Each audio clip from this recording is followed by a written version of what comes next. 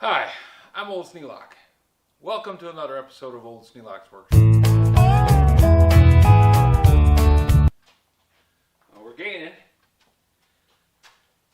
I got the hose taken care of. I got a chain that I want to put back in the chain rack. Don't know if I can reach the chain rack, but I will get it in the general area and put it on the end of this sawhorse over here where I have a bunch of other chains.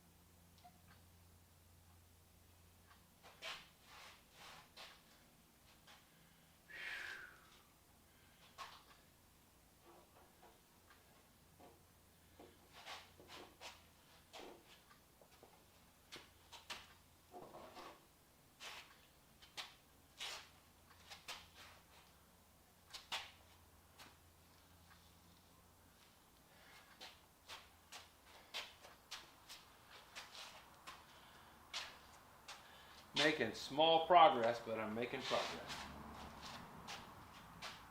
progress. Put the wood where the wood goes.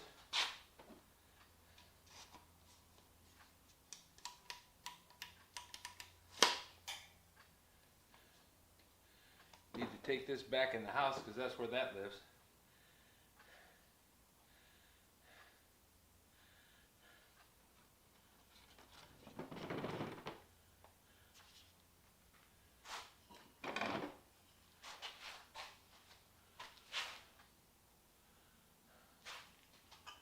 I'm going to put this here so I can see it.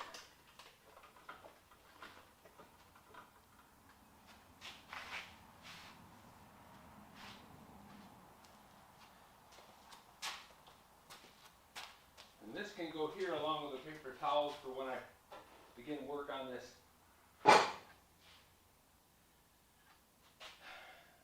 log splitter again.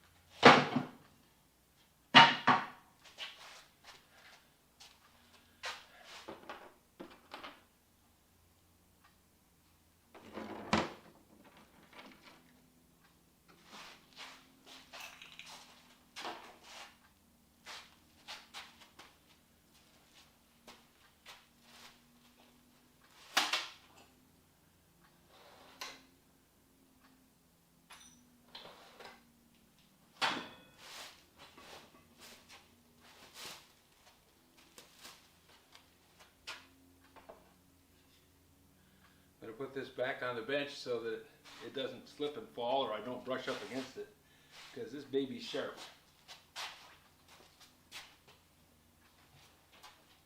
And it's not a thing I want to do one-handed right now.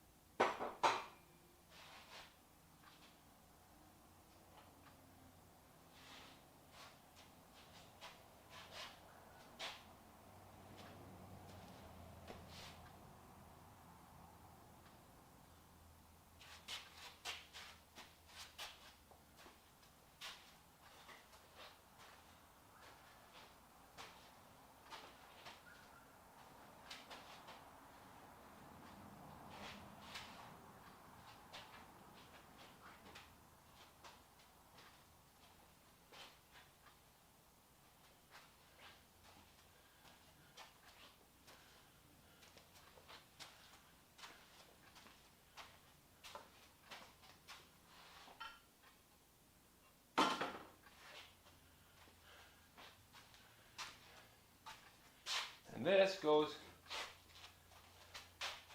on the generator. That's the starter battery for the generator.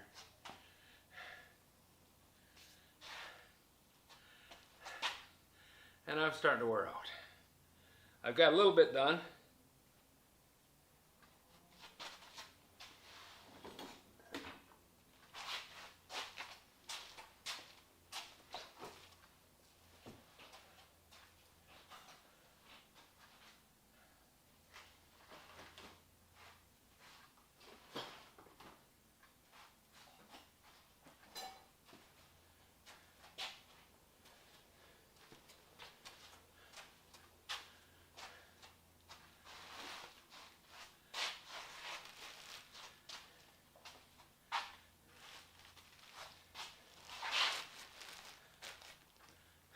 Yeah, these are bread bags. Why do I have bread bags? Well, I have this idea that I get a lot of sticks. And I've tried tying them up with string, and I've tried putting them in larger bags, like grocery bags, and that doesn't seem to work so well. The bread bag idea for the sticks is just to make it so that you got a fire starter. I'm not out here in the workshop 24/7, so I don't have the fire burning all the time. And if I leave it sit for about 6 hours, it burns out. I have to come out and put more wood in it every 6 hours or so.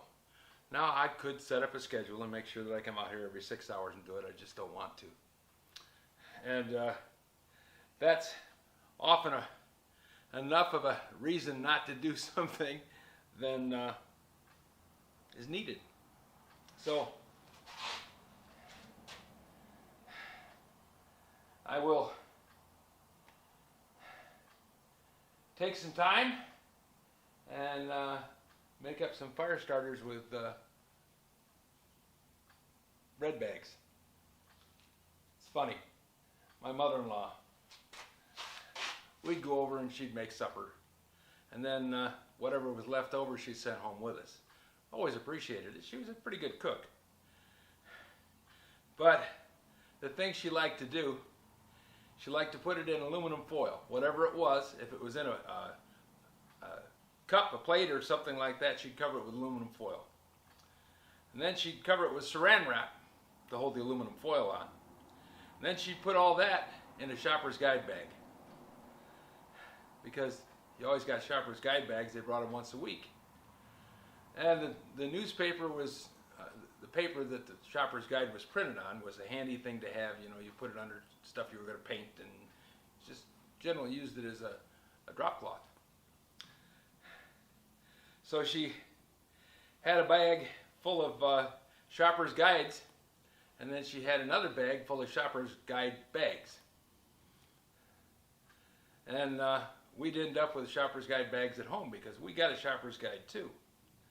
So those were useful, and I've used those for a great many projects. Let's see. I'll take this off this bench, and I'm going to set it on the floor. I'm going to put this on the top of the bench so I can compile things in there, and they can go to the place where they finally belong. Working it up slowly. Okay, that's enough for today. I at least got something done. I go this afternoon and get my eye lasered to get rid of the secondary cataract, which, if I haven't said it before, secondary cataract is there's a pouch that the lens in your eye goes into. I had a cataract in that lens on my right eye. I had surgery done on the retina on my right eye, and that usually causes cataracts to occur. Talked to a lot of people that had that done, and cataracts are a thing. So the doctor cuts a hole in the front of that pouch and slips the lens into the hole. underneath the cornea. Then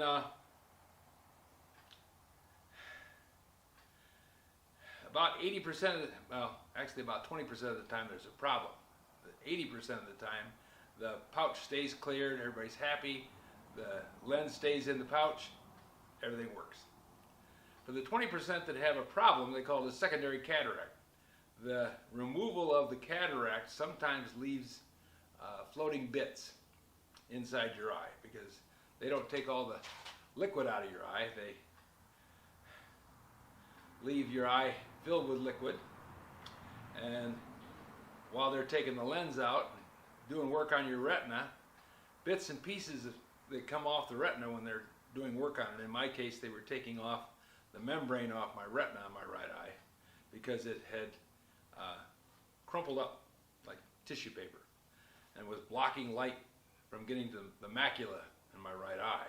Macula is the high density area where all the rods and cones are concentrated. You have them all across your retina, but right there, that's where you get high definition viewing.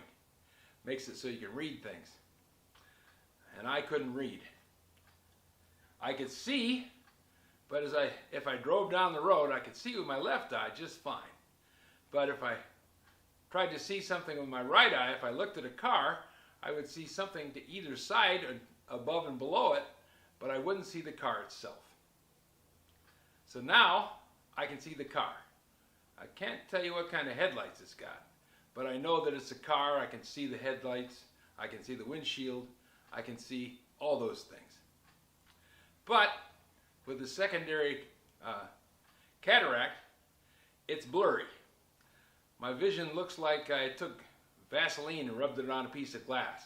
I don't know if you've ever done that, but it's kind of a smeared up, looks like patches on it, like looking through a window screen. So when I go this afternoon at 3 o'clock, the doctor's going to take a laser. He's going to dilate my eye, he's going to take a laser, he's going to burn that back section of the pouch. It'll still be the outer rim that'll hold the lens in place, but there'll be a hole in the center. The center is where all the light goes through. So that should clear up the picture going through to be interpreted by my macula and make it so that I can see much more detail. It's not perfect. If I get 90% vision, I will be very happy. So that's my plan for today. If you have any suggestions for new video, questions about today's video, or any of the other videos on the channel, just drop it out in the comments. You know, I read them all. And thank you all for all the kind comments and thoughts that you sent my way, and all the prayers from Mike and the gang. And I have recovered better than I expected to. Lydia's recovering, not as much as I hope, but there's still time. She's working through the cold. She got the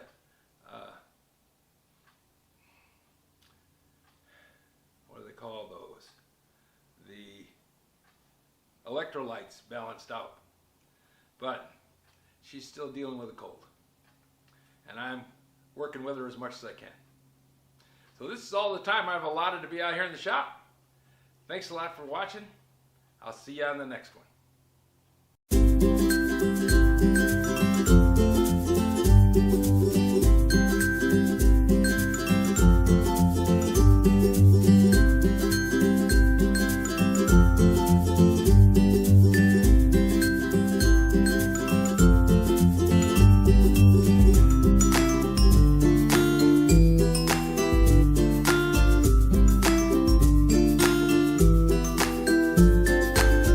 This video is not to be viewed by anyone under the age of 13 in the U.S. or 16 in the European Union without the express written permission of the parents or the legal guardians of the underage person.